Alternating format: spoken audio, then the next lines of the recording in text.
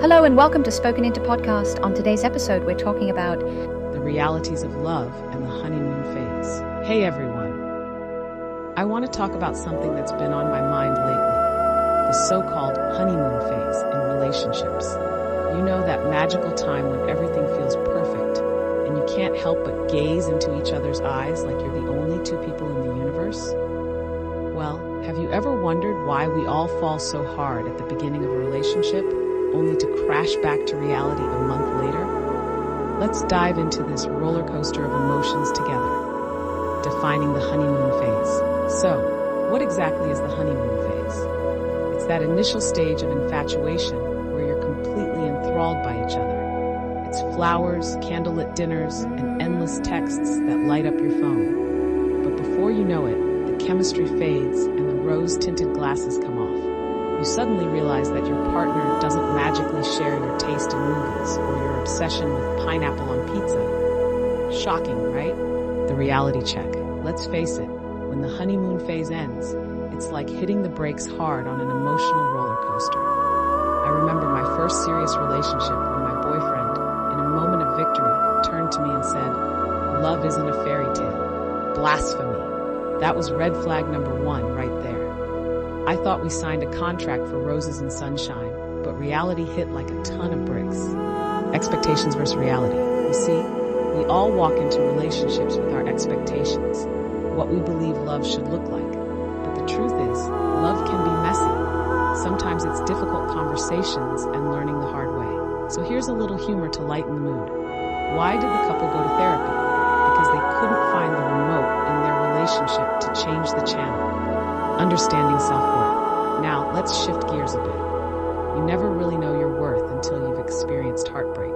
Those heart-shattering moments can leave you feeling lost, confused, and ready to drown your sorrows in a tub of ice cream.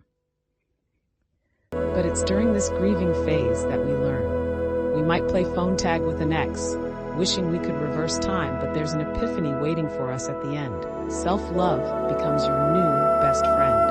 Learning from past relationships. After that heartbreak, we start to gain perspective. What qualities do we want in a future partner? What are our non-negotiables?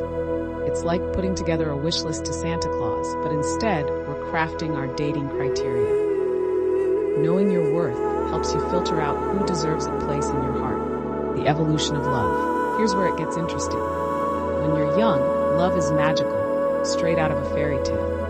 You believe it's all about serendipity and grand gestures. But fast forward a few years, and you begin to realize that love is what you make it. It's not always butterflies and fireworks. It's about building a strong foundation that can weather life's storms. Wisdom from experiences. Let's face it, love is fickle and fragile because we can be careless with our hearts. Sometimes we adjust our lives to fit someone else's narrative, even if that story turns toxic with lies and broken promises. During relationships, we often forget to love and trust ourselves. A healed heart makes you wiser. After all, you can only offer as much as your heart can allow. The importance of self-love. And remember, it's essential to put yourself first. You can't pour from an empty cup. Focus on what brings you joy and fulfillment. When you love yourself, you attract healthier relationships.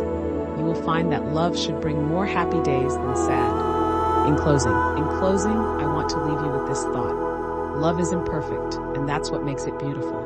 So the next time you find yourself on that emotional roller coaster, embrace the highs and lows.